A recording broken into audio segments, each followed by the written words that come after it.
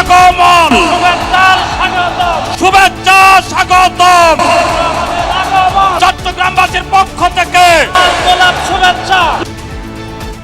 বারোয়াউলিয়ার পুণ্যভূমি চট্টগ্রামে ধানের শীষের বিশাল শোডাউন, দুর্নীতি আর অপরাধ দমনে কঠোর হওয়ার ঘোষণা বিএনপি চেয়ারম্যান তারেক রহমানের। বিগত 15 বছর যেভাবে আপনাদের রাজনৈতিক এবং অর্থনৈতিক অধিকার ছিনিয়ে নেওয়া হয়েছিল, আপনাদের প্রতি আমার আহ্বান, এই ষড়যন্ত্র সম্পর্কে সকালে সজাগ থাকবেন, সতর্ক থাকবেন, যাতে আবার আপনাদের অধিকার কেউ ছিনিয়ে নিতে না পারে।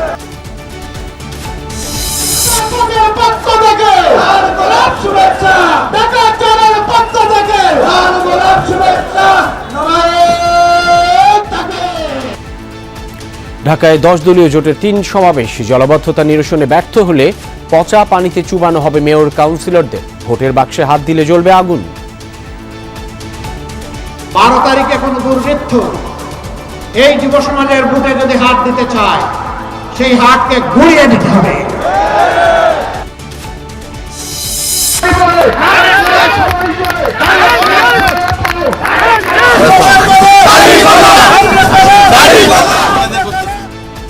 সারা দেশে নির্বাচনের আবহ, অলি গলি পাড়া মহল্লা সরগরম, প্রার্থীদের পদচারণায় ভোটারদের নিরাপত্তায় সর্বোচ্চ গুরুত্ব কমিশনের। আদানির কাছ থেকে বিদ্যুৎ ক্রয়ে উৎকোচ নেন আওয়ামী লীগের 6-7 জন প্রভাবশালী, তথ্য জাতীয় কমিটির, বিবেচনা করে অসম চুক্তি বাতিল করতে পারবে নির্বাচিত সরকার। আমরা সব লোকের সব ট্রানজাকশন পাই, এইসব চুক্তিতে ডাইরেক্টলি প্রধানমন্ত্রীর অফিস থেকে কমান্ড আসতো এবং সেটা আমরা জানি আমাদের পাওয়ার ডিভিশনের। 25,500 কোটি টাকা বাড়ছে রূপপুর বিদ্যুৎ কেন্দ্রের খরচ, অন্তর্বর্তী সরকারের শেষ একনেকের সিদ্ধান্ত, বিদেশি ঋণের দিকে তাকিয়ে না থাকার সুপারিশ। ছাত্রলীগের সাদ্দামের স্ত্রী সন্তানের জানাজায় অংশ নিতে না পারার খবরে আলোচনা সমালোচনা, প্যারোলের আবেদনই করেনি পরিবার, দাবি স্বরাষ্ট্র মন্ত্রণালয়ের।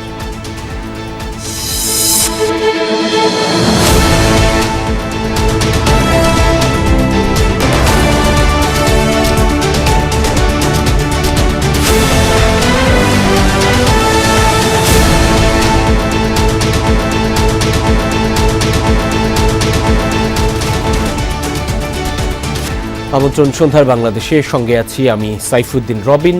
এতক্ষণ শিরোনাম দেখছিলেন। নতুন করে আবার যেন কেউ ভোটের অধিকার ও কথা বলার অধিকার কেড়ে নিতে না পারে, এজন্য সতর্ক থাকার আহ্বান জানিয়েছেন বিএনপি চেয়ারম্যান তারেক রহমান। বলেন, শুধু ভোট দিয়ে নয়, ভোট হিসেব করে ঘরে ফিরতে হবে। সন্ধ্যায় ফেনীতে নির্বাচনী জনসভায় একথা বলেন তিনি। এর আগে চট্টগ্রামে 2য় বিভাগীয় নির্বাচনী সমাবেশে তারেক রহমান বলেন, নির্বাচনের দিন ভোট কেন্দ্রেই ফজর নামাজ আদায় করতে হবে। গণতন্ত্রে বিশ্বাসীদের কাছে ধানের শীষের জন্য ভোট চান তিনি। পোলো গ্রাউন্ডে জনসমুদ্রে জনতার কাছে প্রতিশ্রুতি দেন, ক্ষমতা এলে টুটি চেপে ধরবেন দুর্নীতির, খালেদা জিয়ার সরকারের মতো কঠোর হবেন অপরাধ দমনে।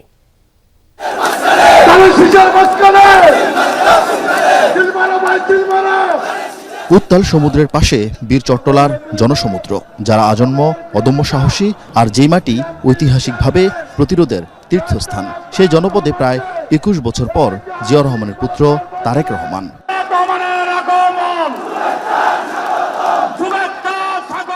বারোয়াউলিয়ার পূর্ণভূমিতে ধানের শীষের নয়া কাণ্ডারিকে সাদরে সম্ভাষণ জানায় সংগ্রামী সমাবেশ।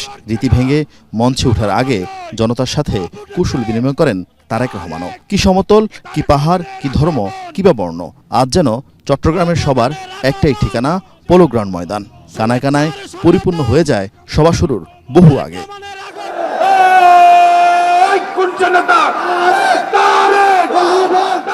2012 সালে এই ময়দানে সমাবেশ করেছিলেন প্রয়াত বিএনপি চেয়ারপারসন খালেদা জিয়া। সেদিন গণতন্ত্র পুনরুদ্ধারের শপথ নিয়েছিল এই জাতীয়তাবাদী জনতা। আজ তারই ছেলে আস্থা রাখতে বললেন ধানের শীষে। বক্তব্য শুরু করেন চট্টগ্রামের আঞ্চলিক ভাষায়। অন্যরা কেন আছেন? বিএনপিকে সরকার গঠন করতে হবে। আপনারা যদি বিএনপির পাশে থাকেন, আপনারা যদি বিএনপিকে সমর্থন দেন, 12 তারিখের নির্বাচনে আপনারা যদি বিএনপিকে ধানের শীষে জয়যুক্ত করেন, তাহলেই একমাত্র আমরা পরিবর্তন করতে পারবো। আপনারা কি আছেন আমাদের সাথে? আলহামদুলিল্লাহ। ভোটের মাঠে ধর্মের অপব্যবহার নিয়ে কয়েকদিন কঠোর সমালোচনা করলেও চট্টগ্রামে তারেক রহমান এই নিয়ে কোনো বক্তব্য দেননি। শুধু বলেছেন আগের মতো মানুষের ভোট ছিনিয়ে নেয়ার ষড়যন্ত্র হচ্ছে। বিগত 15 বছর যেভাবে আপনাদের রাজনৈতিক এবং অর্থনৈতিক অধিকার ছিনিয়ে নেওয়া হয়েছিল, সেরকম একটি ষড়যন্ত্র আবারও শুরু হয়েছে। আপনাদের প্রতি আমার আহ্বান, এই ষড়যন্ত্র সম্পর্কে সকালে সজাগ থাকবেন, সতর্ক থাকবেন, যাতে আবার আপনাদের অধিকার কেউ ছিনিয়ে নিতে না পারে। খালেদা জিয়া সরকার চট্টগ্রামকে বাণিজ্যিক রাজধানী করার পরিকল্পনা করেছিল জানিয়ে তারেক রহমান বলেন সেই পরিকল্পনার বাস্তবায়ন করবেন তিনি। এ সময় দেশের উন্নয়নে নিজের পরিকল্পনা তুলে ধরেন। বিএনপি সরকার গঠনে সক্ষম হলে খালেদা জিয়ার সেই উদ্যোগ যত দ্রুত সম্ভব আগামী বিএনপি সরকার সেটিকে বাস্তবায়ন করবে, যাতে করে এই এলাকার মানুষ ব্যাংকিং সুবিধা সহ সকল কিছু এখানে বসেই কাজ সেরে নিতে পারে। চট্টগ্রাম থেকে সমাবেশ শেষ করে সড়কপথে ফেনী, কুমিল্লার 3 উপজেলা ও নারায়ণগঞ্জে সমাবেশ করবেন বিএনপি চেয়ারম্যান। এই চট্টগ্রামের সঙ্গে ওতপ্রোতভাবে জড়িয়ে আছে বিএনপির প্রতিষ্ঠাতা জিয়াউর রহমানের নাম। তিনি এই চট্টগ্রামের মাটি থেকেই স্বাধীনতার ঘোষণা দিয়েছিলেন, এখানেই শহীদ হন। এরপর এই চট্টগ্রাম অঞ্চলের সঙ্গে বিএনপির সম্পর্ক গভীর করেন খালেদা জিয়া, যার প্রতিদান ভোটের মাঠে দিয়ে আসছে এই অঞ্চলের মানুষ। তবে জনমনের প্রশ্ন, আগামী দিনে সেই সম্পর্ক কতটা অগ্রসর হয়। তবে মঞ্চ থেকে তারেক রহমান আশ্বস্ত করেছেন আগামীতে এই চট্টগ্রামের সঙ্গে বিএনপির সম্পর্ক হবে আরো গভীর। মানুষ কতটা তার এই বক্তব্যে আশ্বস্ত হয়েছে জানা যাবে 12 ফেব্রুয়ারি। আরিফিন শাকিল, যমুনা নিউজ, চট্টগ্রাম। সহকর্মী আরিফিন শাকিল রয়েছেন তারেক রহমানের নির্বাচনী প্রচারণায় যোগ দিচ্ছেন তিনি। আরিফিন, তারেক রহমানের গাড়ি বহর এখন কোথায় রয়েছে এবং আর কয়টি নির্বাচনী সমাবেশ অবশিষ্ট আছে ঢাকায় ফেরার পথে? রবিন, আরও যদি বলি 4টি সমাবেশ বাকি রয়েছেন। এখনও তিনি ফেনীতে অবস্থান করছেন, ফেনী থেকে রওনা হয়েছেন। এবং যদিও ফেনী দুপাশে আসলে শহরের ভিতরে যেহেতু পাইলট স্কুল, ফলে সেখানে মানুষের যে ভিড়, সেই ভিড় ঠেলে তাকে আসতে অনেকাংশে অনেকটা সময় লেগেছে। এখন তিনি মূল সড়ক দিয়ে মূলত চৌদ্দগ্রামের দিকে রওনা হয়েছেন। চৌদ্দগ্রামে সেখানে একটি সমাবেশে জনসভায় বক্তব্য রাখবেন। এরপর কুমিল্লার সোয়াগাজীতে আরেকটি জায়গায় বক্তব্য রাখবেন। সেখানে কুমিল্লা চাঁদপুরের যারা সংসদীয় আসনে যারা বিএনপির থেকে নমিনেশন পেয়েছেন, ধানের শীষ প্রতীক পেয়েছেন, তারা সেখানে অবস্থান করছেন। এরপর দাউদকান্দিতে কুমিল্লা উত্তরের যারা বিএনপি নমিনেশন পেয়েছেন তারা সেখানে অবস্থান করছেন। সেখানে দাউদকান্দিতে আরেকটি জনসভা হবে। এরপর মধ্যরাতে মূলত নারায়ণগঞ্জের কাঁচপুরে আরেকটি জনসভার মধ্য দিয়ে আর দ্বিতীয় দফার যেই বিভাগীয় জনসভা সেটি কার্যক্রম শেষ হবে। তারেক রহমান এই জনসভায় বারবার একটি বিষয় বারবার তুলে ধরার চেষ্টা করেছেন, তার পরিকল্পনার কথা, এবং সেই সঙ্গে চট্টগ্রামের সঙ্গে বিএনপির দীর্ঘদিনের একটি সম্পর্ক। এই চট্টগ্রাম বরাবরই বিএনপির ঘাঁটি হিসেবে পরিচিত এবং বিশেষ করে এই ফেনীতে বিএনপি চেয়ারপারসন, প্রয়াত চেয়ারপারসন বেগম খালেদা জিয়ার নিজের বাবার বাড়ি। ফলে এই অঞ্চলে তারেক রহমানের সম্পর্কে আত্মীয়তার সম্পর্ক। ফলে সেই জায়গা থেকে কিছুক্ষণ আগে তিনি যখন বক্তব্য রাখছিলেন, তিনি ফেনীবাসীর উদ্দেশ্যে বা বৃহত্তর নোয়াখালীবাসীর উদ্দেশ্যে আত্মীয়তার কথা স্মরণ করিয়ে দিয়ে তিনি বলেছেন এই অঞ্চলের মানুষের যেমন দাবি রয়েছে তার বিএনপির প্রতি, তেমনি তারও দাবি রয়েছে এখানকার মানুষের প্রতি ধানের শীষকে যেন বিপুল ভোটে জয় করা হয়। এর বাহিরে অন্যান্য উন্নয়ন পরিকল্পনা তিনি তুলে ধরেছেন। মোটা দাগে যদি বলি যে রবিন, পুরো জায়গাটিতে তিল ধারণের ঠাঁই ছিল না। যেখানে তিনি যাচ্ছেন সেখানেই মানুষের উপচে পড়া ভিড়। সব মানুষ তারেক রহমানকে দেখার জন্য, তার কথা শোনার জন্য অধীর আগ্রহে আমরা দেখছি অপেক্ষা করছেন। রবিন, অনেক অনেক ধন্যবাদ সহকর্মী আরিফিন শাকিল।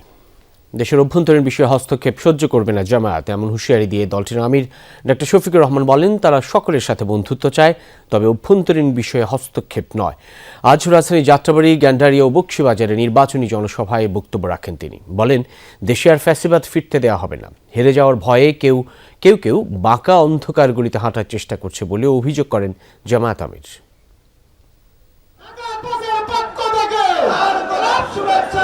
উত্তরবঙ্গে দুদিনের সফর শেষে এবার ঢাকার নির্বাচনী মাঠ চষে বেড়াচ্ছেন জামায়াতের আমির ডাক্তার শফিকুর রহমান। রোববার সকালে রাজধানীর যাত্রাবাড়িতে 11 দলীয় জোটের জনসভায় অংশ নেন তিনি। দুপুর 12টা নাগাদ সমাবেশ মঞ্চে হাজির হন জামায়াতের আমির ডাক্তার শফিকুর রহমান।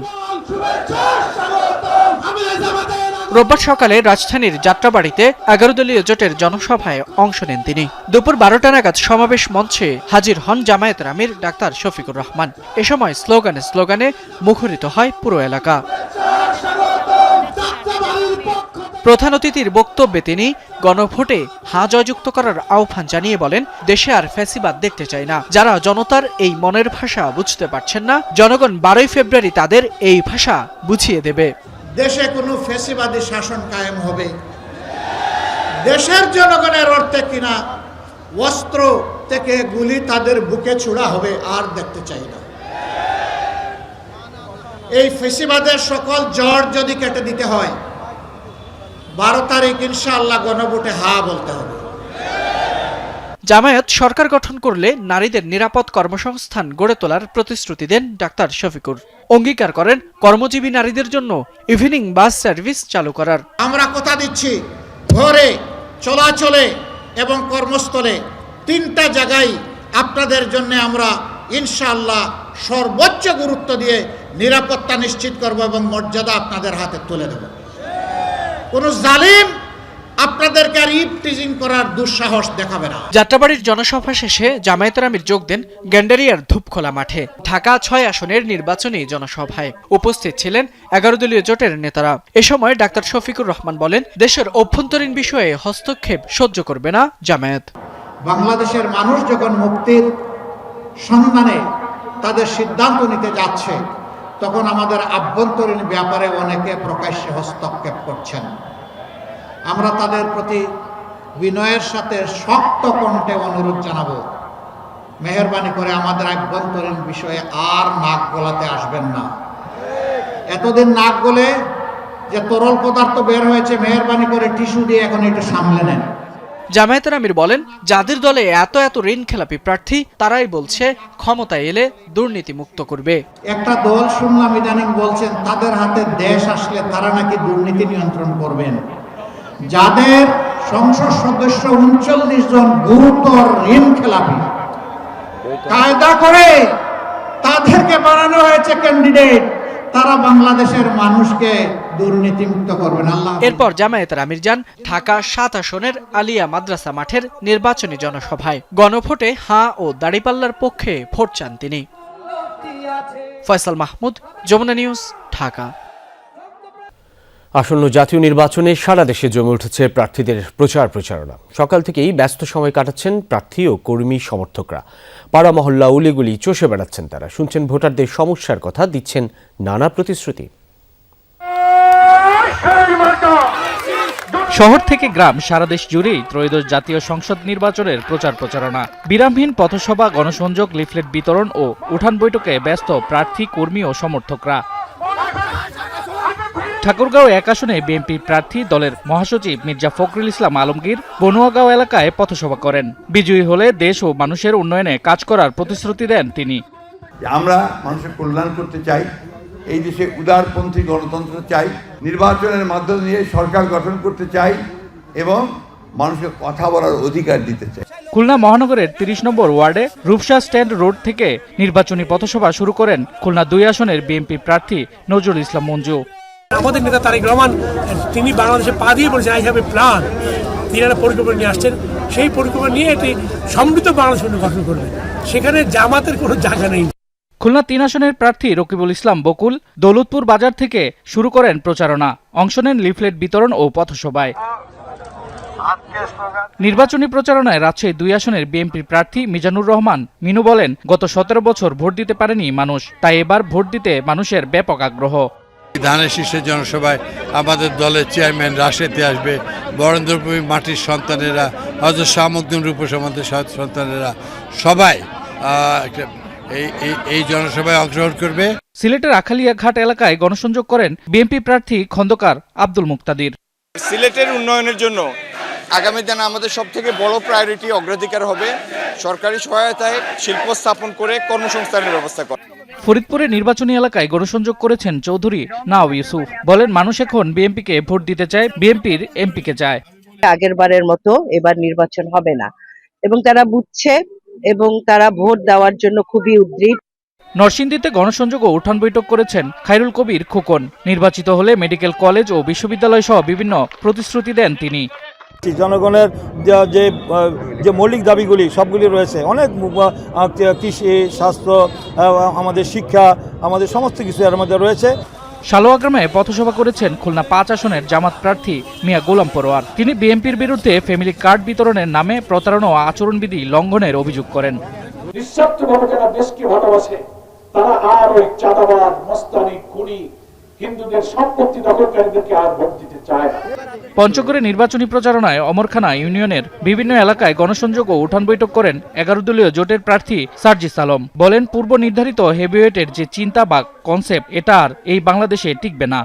প্রত্যেকটা মানুষ চাঁদাবাজি, দখলদারিত্ব, হুমকি দামকি, ক্ষমতার অপব্যবহার থেকে শুরু করে মামলা বাণিজ্য, এইসব যারা করেছে তাদের বিরুদ্ধে এবার ভোট দিবে। ভোটের মাঠে সরব হাতপাকার প্রার্থীও। রাঙামাটিতে ব্যাপক গণসংযোগ করেছেন হাতপাকার প্রার্থী জসিমউদ্দিন। শামস তাবরিজ উচ্ছ্বাস, যমুনা নিউজ। সবাই যেন শান্তিপূর্ণভাবে কেন্দ্রে গিয়ে ভোট দিতে পারে সেজন্য সব ধরনের ব্যবস্থা নেবে কমিশন, জানিয়েছেন প্রধান নির্বাচন কমিশনার এএমএম নাসির উদ্দিন। বলেন, ইসির প্রস্তুতিতে কূটনীতিকরা সন্তোষ প্রকাশ করেছেন। আসন্ন নির্বাচনে ইসিকে সব রকমের সহায়তার আশ্বাস দিয়েছেন জাতিসংঘ ও ইউরোপীয় ইউনিয়ন সহ বিভিন্ন দেশের কূটনীতিক ও প্রতিনিধিরা। বাংলাদেশে অবস্থানরত বিদেশি কূটনীতিক, বিভিন্ন দেশের দূত এবং জাতিসংঘ, ইউএনডিপি, ইউরোপীয় ইউনিয়ন সহ বিভিন্ন সংস্থার প্রতিনিধিদের সঙ্গে বৈঠক নির্বাচন কমিশনের। আসন্ন জাতীয় নির্বাচন ও গণভোট নিয়ে কমিশনের প্রস্তুতি, স্বচ্ছতা, নিরাপত্তা, আন্তর্জাতিক পর্যবেক্ষণ সহ বিস্তারিত বিদেশি প্রতিনিধিদের সামনে তুলে ধরে কমিশন। ইসির প্রস্তুতিতে সন্তোষ জানিয়েছেন বিদেশি প্রতিনিধিরা। নির্বাচন কমিশনের প্রস্তুতিতে আমরা সন্তুষ্ট। নির্বাচন কমিশনকে সব ধরনের সহায়তা আমরা করব। I am convinced that the election commission are doing their best in terms of preparation for the upcoming elections. I think the institutions are trying their level best, and that's what we have seen and that's what we've heard here today. CEC জানান, দায়িত্ব নেওয়ার পর থেকে commission যে কাজগুলো করেছে তা তুলে ধরা হয়েছে। পোস্টাল ভোট ও আইন শৃঙ্খলা পরিস্থিতি নিয়ে জানতে চান কূটনীতিবিদরা। নির্বাচন সুষ্ঠু করতে নিশ্চিত নিরাপত্তা ব্যবস্থা নেওয়া হবে এবং সব ধরনের সহযোগিতা থাকবে ইসির পক্ষ থেকে জানানো হয়। নিশ্চিত নিরাপত্তার ব্যবস্থা ইনশাল্লাহ আমরা করব, যাতে কথা বলতে অত্যন্ত শান্তিপূর্ণভাবে সবাই কেন্দ্রে আসতে পারে, ভোটটা দিতে পারে, ভোটটা দিয়ে যাতে ফিরে যেতে পারে। আমাদের তরফ থেকে we will do our best to ensure a safe environment for the voters এবং এটা ইনশাআল্লাহ আমরা পারবো। বলেন, স্বচ্ছ ও গ্রহণযোগ্য নির্বাচন দিতে কমিশন বদ্ধপরিকর, যেখানে কোনো লুকোচুরি থাকবে না। লাভলি বিথি, যমুনা নিউজ, ঢাকা। ভারতের রাজধানী নয়াদিল্লিতে প্রকাশ্য অনুষ্ঠানে পলাতক সাবেক প্রধানমন্ত্রী শেখ হাসিনার বক্তব্য দেওয়াকে কেন্দ্র করে গভীর বিস্ময় ও ক্ষোভ প্রকাশ করেছে অন্তর্বর্তী সরকার। পররাষ্ট্র মন্ত্রণালয়ের এক বিজ্ঞপ্তিতে বলা হয়েছে, মানবতাবিরোধী অপরাধে আন্তর্জাতিক অপরাধ ট্রাইব্যুনালে দণ্ডিত শেখ হাসিনাকে প্রকাশ্যে বক্তব্যের সুযোগ দেওয়া হয়, যেখানে তিনি বাংলাদেশের সরকার উৎখাতের আহ্বান জানান এবং আসন্ন জাতীয় নির্বাচন ভণ্ডুল করতে তার দলীয় সমর্থক ও সাধারণ জনগণকে সহিংসতা এবং সন্ত্রাসী কর্মকাণ্ডে উস্কানি দেন। আর বলা হয়, দ্বিপাক্ষিক বন্দি প্রত্যর্পণ চুক্তির আওতায় শেখ হাসিনাকে বাংলাদেশের কাছে হস্তান্তরের বিষয়ে বারবার অনুরোধ জানানো হলেও ভারত এখনও সে বিষয়ে কোনো পদক্ষেপ নেয়নি, বরং নিজ ভূখণ্ড থেকে এ ধরনের উস্কানিমূলক বক্তব্যের সুযোগ দেয় বাংলাদেশের গণতান্ত্রিক রূপান্তর, শান্তি ও নিরাপত্তা মারাত্মকভাবে হুমকির মুখে পড়েছে বলে মনে করছে ঢাকা। সরকারের মতে, একজন দণ্ডিত ব্যক্তিকে প্রকাশ্যে বিদ্বেষমূলক বক্তব্যের অনুমতি দেয়া আন্তঃরাষ্ট্র সম্পর্কের নীতিমালা ও সুপ্রতিবেশী সুলভ আচরণের পরিপন্থী। ভারতীয় কোম্পানি আদানি থেকে প্রতি ইউনিট বিদ্যুৎ 6 টাকা বাড়তি দামে কিনছে সরকার, আর এজন্য বছরে রাষ্ট্রের ক্ষতি হচ্ছে প্রায় 5,000 কোটি টাকা। তবে সময় স্বল্পতায় আওয়ামী লীগ আমলের বিদ্যুৎ খাতের চুক্তিগুলো বাতিল করতে পারছে না অন্তর্বর্তী সরকার। আজ এই কথা জানিয়েছে এ সংক্রান্ত জাতীয় কমিটি। এসব চুক্তিতে সরকার প্রধানের অ্যাকাউন্টে টাকা না ঢুকলেও সে সময়ের প্রভাবশালী 6-7 জনের উৎকোচ নেয়ারও প্রমাণ পেয়েছে কমিটি। প্রত্যাশা, এসব বিবেচনায় নিয়ে আদানি সহ অন্যান্য অসম চুক্তি বাতিল করবে নির্বাচিত সরকার। 2009 থেকে 2024 টানা 4 মেয়াদে ক্ষমতায় থাকাকালে বেশ কয়েকটি বড় বিদ্যুৎ কেন্দ্র চালু করেছিল তৎকালীন আওয়ামী লীগ সরকার। এর প্রায় সবগুলোই বিদ্যুৎ ও জ্বালানি দ্রুত সরবরাহ বৃদ্ধি বিশেষ বিধানের আওতায়, অর্থাৎ টেন্ডার ছাড়াই দেয়া হয়েছিল $1 বিলিয়ন কাজ। 5 আগস্ট 2024-এর পট পরিবর্তনের পর এসব চুক্তি পর্যালোচনা করতে হাইকোর্টের অবসরপ্রাপ্ত বিচারপতি মইনুল ইসলাম চৌধুরীকে প্রধান করে কমিটি করে সরকার। অন্তর্বর্তী সরকারের শেষ সময়ে এসে চূড়ান্ত প্রতিবেদন দিয়েছেন তারা। সেখানে সবকটি চুক্তিতেই ভয়াবহ দুর্নীতি ও দেশের স্বার্থ রক্ষা হয়নি বলে জানালো committee. Under the Quick Announcement of Electricity and Energy Supply Special Provisions Act 2010, which was repealed in the month of November 2024. এর বাইরে যাওয়ার তো কোনো সুযোগ নাই। স্থাপিত বিদ্যুৎ কেন্দ্রের একটা বড় অংশই কাজে আসে না, যার জন্য বছরে হাজার কোটি টাকা লোকসানও গুনতে হচ্ছে জনগণকে। আমরা যদি এই ৭৭০০ থেকে ৯৫০০ মেগাওয়াটের যে খরচটা, সেটার তো ক্যাপাসিটি পেমেন্ট আপনাকে দিতে হবে। সেটার একটা আনুমানিক হিসাব আমরা যেটা করেছি যে 0.9 থেকে 1.5 বিলিয়ন ডলার বার্ষিক শুধু ক্যাপাসিটি পেমেন্ট, এই অতিরিক্ত যেটা ব্যবহার অযোগ্য ক্যাপাসিটি, তার কারণেই বহন করতে হবে। অর্থাৎ বৃষ্টি হোক বা না হোক, খাজনা আপনাকে ঠিকই দিতে হবে। আসে বহুল আলোচিত আদানির বিদ্যুৎ ক্রয় প্রসঙ্গ।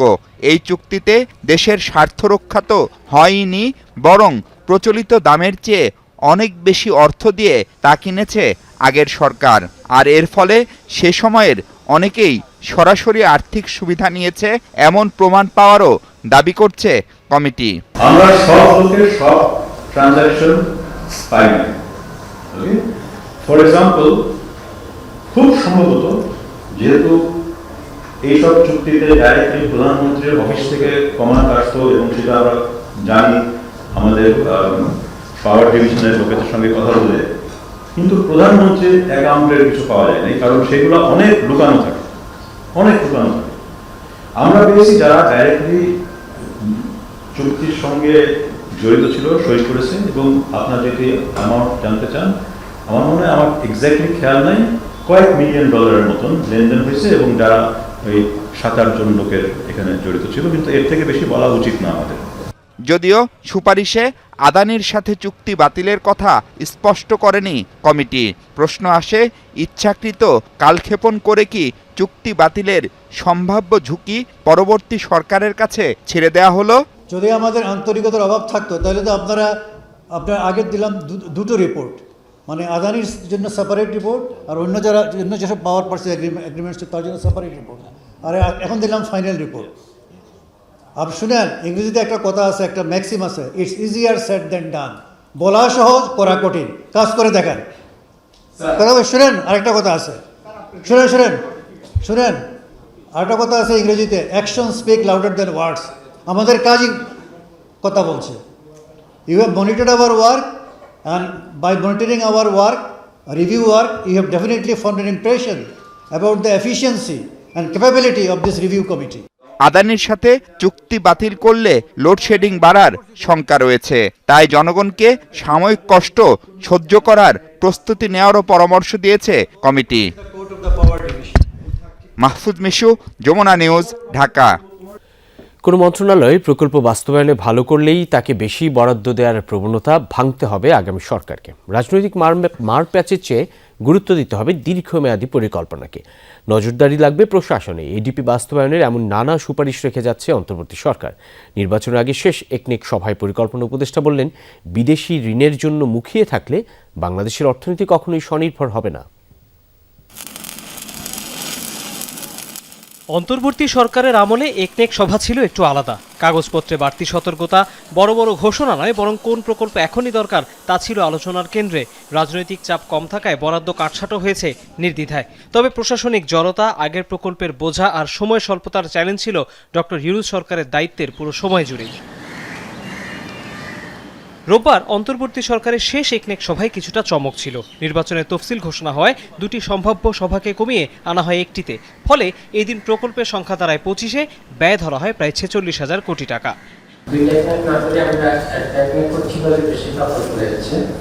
আরেকটা হলো যে নির্বাচনের তফসিল ঘোষণার পরে অন্য একটা পার্টিকুলার কনস্টিটিউয়েন্সি প্রোটেক্টেড করার কথা সাবধানতা অবলম্বন করা উচিত, এভাবে যে নির্দেশিকা আছে। উপদেষ্টা জানা নতুন সরকারের জন্য বেশ কিছু সুপারিশ রেখে যাওয়া হচ্ছে। নির্ধারিত সময়ে প্রকল্প শেষ না হলে অর্থায়ন বন্ধ করার পক্ষে তিনি। প্রাইমারি শিক্ষা, সেকেন্ডারি শিক্ষা, পিডিপি 1, পিডিপি 2, পিডিপি 3, পিডিপি 4 সবই ঋণ নির্ভর প্রকল্প সামাজিক খাতে আমরা ক্রমাগতভাবে নিয়ে গেছি। এখন এগুলো শেষ হয়ে গেছে, দাতাদেরও আগ্রহ একটু কমে গেছে।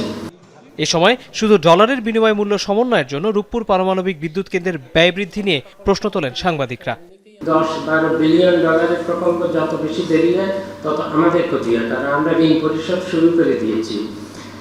এর অধিকাংশই হলো ঋণ, এবং আমি তো আগেই বলেছি এই ঋণ অনেক টাকার অঙ্কে অনেক বেড়েছে, কিন্তু আমি নিজেই হিসাব করে দেখেছি এই ঋণ ডলারের অঙ্কে এক্স্যাক্টলি আগে যা ছিল সেই ডলারই আছে।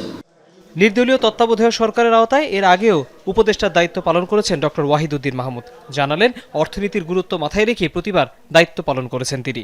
অর্থনীতিকে রক্ষা করতে হয়, স্ট্যাবিলাইজ করতে হয়।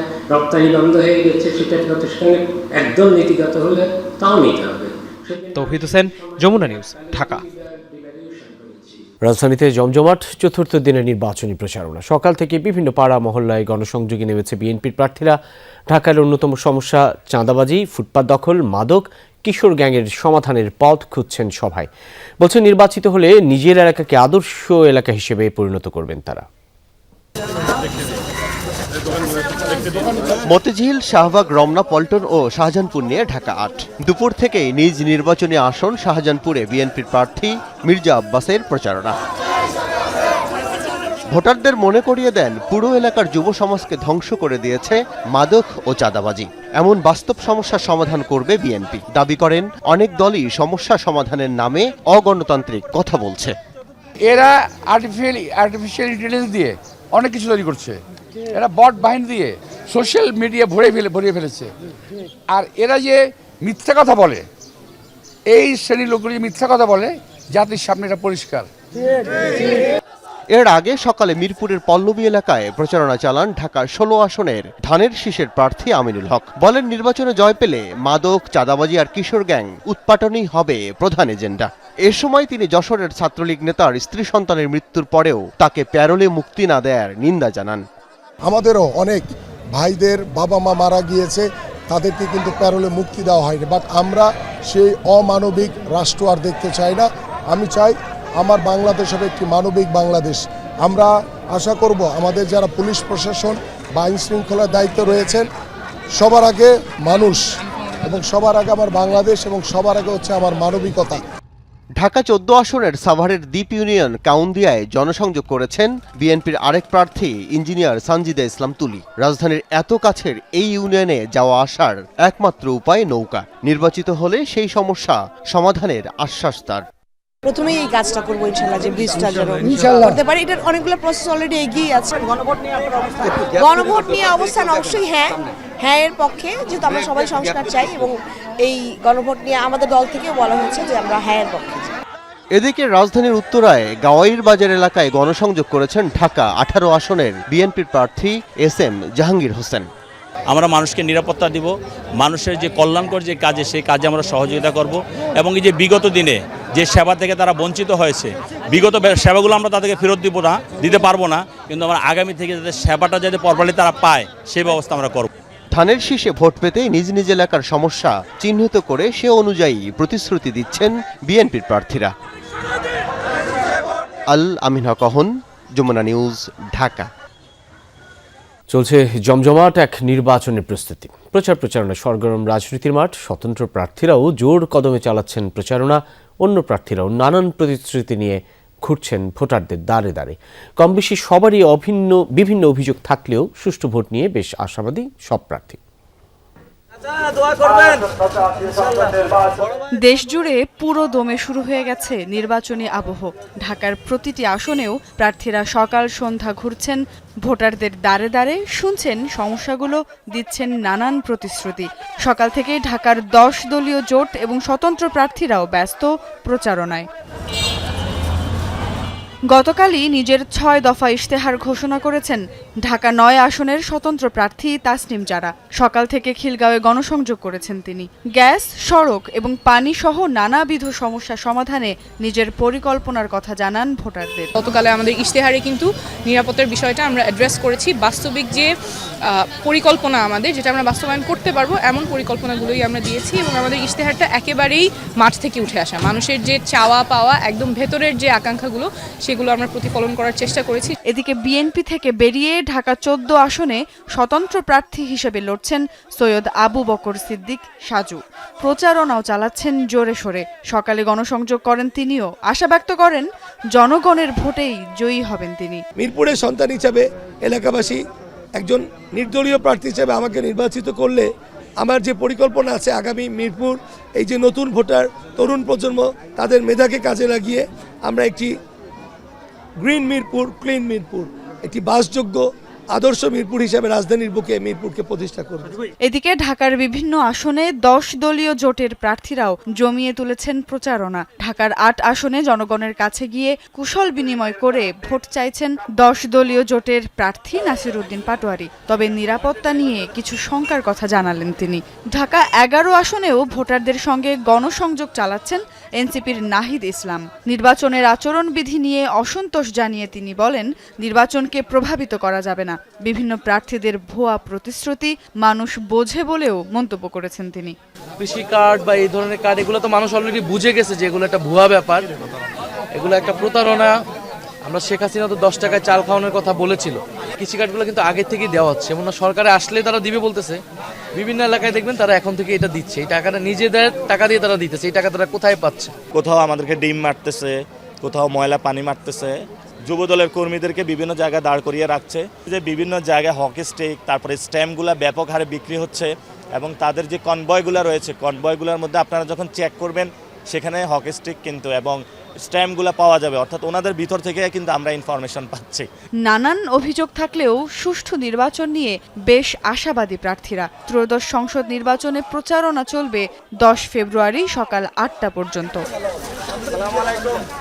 সুমাইয়া ঐশী, যমুনা নিউজ, ঢাকা। লালমনিরহাটের হাতীবান্ধায় নির্বাচনী প্রচারণাকে কেন্দ্র করে বিএনপি ও জামাত নেতাকর্মীদের মধ্যে ব্যাপক সংঘর্ষ হয়েছে। এতে আহত হয়েছেন অন্তত 15 জন। দুপুরে টংভাঙ্গা ইউনিয়নের কাশাইটারি এলাকায় এই ঘটনা ঘটে। সংঘর্ষের সময় আশপাশের এলাকাতেও আতঙ্ক ছড়ায়। খবর পেয়ে পুলিশ গিয়ে পরিস্থিতি নিয়ন্ত্রণে আনে। এই ঘটনায় বিএনপি ও জামাত নেতাকর্মীরা পাল্টাপাল্টি দোষারোপ করেছেন। আহতদের উদ্ধার করে বিভিন্ন হাসপাতালে চিকিৎসা দেওয়া হচ্ছে। সংঘর্ষের সময় বেশ কয়েকটি মোটরসাইকেল ভাঙচুর করা হয়। এলাকা এখন থমথমে, মোতায়েন রয়েছে অতিরিক্ত পুলিশ। এদিকে নারায়ণগঞ্জের ফতুল্লায় থানা স্বেচ্ছাসেবক দলের কার্যালয়ে সন্ত্রাসী হামলা, ভাঙচুর ও গুলিবর্ষণের ঘটনায় একজনকে গ্রেফতার করেছে পুলিশ। ফতুল্লা থানা স্বেচ্ছাসেবক দলের যুগ্ম আহ্বায়ক এস.কে শাহিন বলেন, শনিবার রাতে স্থানীয় মাদক ব্যবসায়ী রবিনের নেতৃত্বে আওয়ামী লীগ সমর্থক সোহেল ও মিঠু সহ একদল লোক তাদের দলীয় কার্যালয়ে হামলা চালায়। এ সময় বিভিন্ন আসবাবপত্র, সিসি ক্যামেরা ও 2টি গাড়িও ভাঙচুর করা হয়। পরে হামলাকারীরা 3 জনকে কুপিয়ে আহত করে এবং কয়েক রাউন্ড ফাঁকা গুলি বর্ষণ করে পালিয়ে যায়, এমন অভিযোগ করেন এস.কে শাহিন। এই ঘটনায় 8 জনের নাম উল্লেখ সহ 20 জনকে আসামি করে ফতুল্লা থানায় মামলা করা হয়। নিষিদ্ধ সংগঠন ছাত্রলীগের বাগেরহাটের নেতা সাদ্দামের স্ত্রী ও সন্তানের মরদেহ নিজ গ্রাম ডাঙ্গায় পারিবারিক কবরস্থানে দাফন করা হয়েছে। প্যারোলে মুক্তি না পাওয়ায় জানাজাতেও অংশ নিতে পারেননি সাদ্দাম। শেষবারের মতো দেখতে বাগেরহাট থেকে যশোর কারাগারে নেওয়া হয় স্ত্রী সন্তানের মরদেহ। এই ঘটনায় দেশজুড়েই তৈরি হয় ব্যাপক সমালোচনা। সে তো কোনো খুনি না, তার ছোটখাটো মামলা, তারা কেন জানলো না? কারাফটকেই শেষবারের মতো দেখলেন মৃত স্ত্রী আর শিশু সন্তানকে। জানাজায় অংশ নেওয়ার সুযোগ হয়নি নিষিদ্ধ সংগঠন ছাত্রলীগের বাগেরহাট সদর শাখার সভাপতি জুয়েল হাসান সাদ্দামের। অনলাইন অফলাইন সবখানেই এ নিয়ে চলছে আলোচনা সমালোচনা। প্রশ্ন উঠেছে জানাজায় অংশ নিতে কেন প্যারোলে মুক্তি পেলেন না সাদ্দাম। বাগেরহাট জেলা প্রশাসক বলছেন, প্যারোলে মুক্তির জন্য তার বরাবর আবেদন করেছিল সাদ্দামের পরিবার, কিন্তু বন্দী যশোর কারাগারে থাকায় বিষয়টি তার এখতিয়ারে নেই বলে জানান ডিসি। যোগাযোগ করতে বলা হয় যশোরে। আমাদের এই জুরিসডিকশন সীমাবদ্ধতার কারণে আমরা যশোরে যেতে বলেছি পরবর্তী, এবং আমরা যশোর কারাগারেও কিন্তু আমরা আমাদের জেল সুপার মহোদয়ের মাধ্যমে বলে দিয়েছি যে এরকম একটা বিষয় সেখানে যাচ্ছে আর কি। তো তারা পরবর্তীতে আর করেননি। যশোর জেলা প্রশাসন এক বিজ্ঞপ্তিতে জানিয়েছে, সাদ্দামের পরিবার তাদের কাছে পেরোলে মুক্তির জন্য কোনো আবেদন করেননি। সাদ্দামের ভাই শহীদুল ইসলাম দাবি করেছেন, তাদের এক স্বজন পেরোলে মুক্তির আবেদন করার জন্য যশোর জেলা প্রশাসনের কার্যালয়ে যান, কিন্তু শনিবার হওয়ায় কার্যালয় বন্ধ ছিল। গেট থেকে একজন তাদেরকে বাগেরহাটে আবেদন করার পরামর্শ দেন। আমাদের বলেছে যশোর ডিসি অফিস থেকে একটা ফরওয়ার্ডিং নিলে, তখন আমরা তো এখান থেকে যাওয়া সম্ভব না, আমি আবার একটা লোক পাঠাচ্ছি যশোর ডিসি অফিসে। তখন সেই ডিসি অফিসের গেটে যে তার সাথে কথা বলছে, যে তা বলছে না, এটা তো বাগেরহাটের কেস, বাগেরহাটের কেসে তো আপনি এইখান থেকে এইখানে ডিসি কিছুই করতে পারবে না। পুলিশ সুপার জানিয়েছেন, সাদ্দামের বিরুদ্ধে স্ত্রীর করা যৌতুকের মামলাসহ বেশ কয়েকটি মামলা রয়েছে। তার স্ত্রী ও সন্তানের মরদেহ উদ্ধারের ঘটনায় তদন্ত চলছে। প্রাথমিকভাবে পুলিশের ধারণা, সন্তানকে হত্যার পর আত্মহত্যা করেন মা। পোস্টমর্টেমের ব্যবস্থা হয়েছে যাতে সঠিক বিষয়টা যাতে চলে আসে এবং আইনানুগভাবে ইনভেস্টিগেশনের পরে কারণটা কি পিছনে পুরো রহস্যটা যাতে উদ্ঘাটিত হয়। শুক্রবার বাগেরহাট সদরের সাবেকডাঙ্গা গ্রামে নিজ বাড়ি থেকে সাদ্দামের স্ত্রী কার্নিজ সুবর্ণার ঝুলন্ত মরদেহ উদ্ধার করা হয়। পাশেই পড়েছিল 9 মাস বয়সী নাজিম হোসেনের মরদেহ। ময়নাতদন্ত শেষে শনিবার রাতে নিজ গ্রামেই দাফন করা হয় তাদের। শামস তাবরিজ উচ্ছ্বাস, যমুনা নিউজ। আদালতের আদেশ অমান্য করায় প্রধান নির্বাচন কমিশনার এম নাসিরুদ্দিনের বিরুদ্ধে কেন শাস্তিমূলক ব্যবস্থা গ্রহণ করা হবে না তা জানতে চেয়ে রুল জারি করেছেন হাইকোর্ট। রোববার বিচারপতি ফাহমিদা কাদের ও বিচারপতি মোহাম্মদ আসিফ হাসানের সমন্বয়ে গঠিত হাইকোর্ট বেঞ্চ এই রুল জারি করেন। আগামী 4 সপ্তাহের মধ্যে প্রধান নির্বাচন কমিশনারকে এই রুলের জবাব দিতে বলা হয়েছে। আদালতে আবেদনের পক্ষে শুনানি করেন অ্যাডভোকেট ইউনুস আলী আকন্দ। আইনজীবীরা বলেন, গত বছরের 27 আগস্ট হাইকোর্ট কৃষক শ্রমিক জনতা পার্টি নামে একটি রাজনৈতিক দলের নিবন্ধনের আবেদন প্রধান নির্বাচন কমিশনারকে নিষ্পত্তি করতে নির্দেশ দিয়েছিলেন, তবে তা বাস্তবায়ন হয়নি। এই জন্য প্রধান নির্বাচন কমিশনারের বিরুদ্ধে হাইকোর্টে আদালত অবমাননার আবেদন করা হয়। যুক্তরাষ্ট্রের সাথে উত্তেজনার মাঝে হঠাৎ বিদ্যুৎ বিচ্ছিন্ন হয়ে পড়েছে গ্রিনল্যান্ডের রাজধানী নুক শহর। শনিবার গভীর রাতে পুরো শহরে বিদ্যুৎ একসাথে চলে যায় বলে জানায় প্রত্যক্ষদর্শীরা। এক ফেসবুক পোস্টে স্থানীয় বিদ্যুৎ সরবরাহকারী প্রতিষ্ঠান জানায়, দুর্ঘটনার কারণেই এই বিভ্রাট দেখা দিয়েছে। তবে ঠিক কিভাবে এই দুর্ঘটনা ঘটেছে সে সম্পর্কে বিস্তারিত তথ্য দেয়নি কর্তৃপক্ষ। দ্রুত এই সমস্যার সমাধান হবে বলেও আশ্বস্ত করা হয়। সম্প্রতি অঞ্চলটি দখলে মার্কিন প্রেসিডেন্ট ট্রাম্পের একের পর এক হুমকির জেরে জরুরি পরিস্থিতির নীতিতে পরিবর্তন আনে গ্রিনল্যান্ড প্রশাসন। এরপরই এমন বিদ্যুৎ বিভ্রাট দেখা দেয়। এই ছিল সন্ধ্যার বাংলাদেশের আয়োজনে। এতক্ষণ আমাদের সাথে থাকার জন্য ধন্যবাদ সকলকে।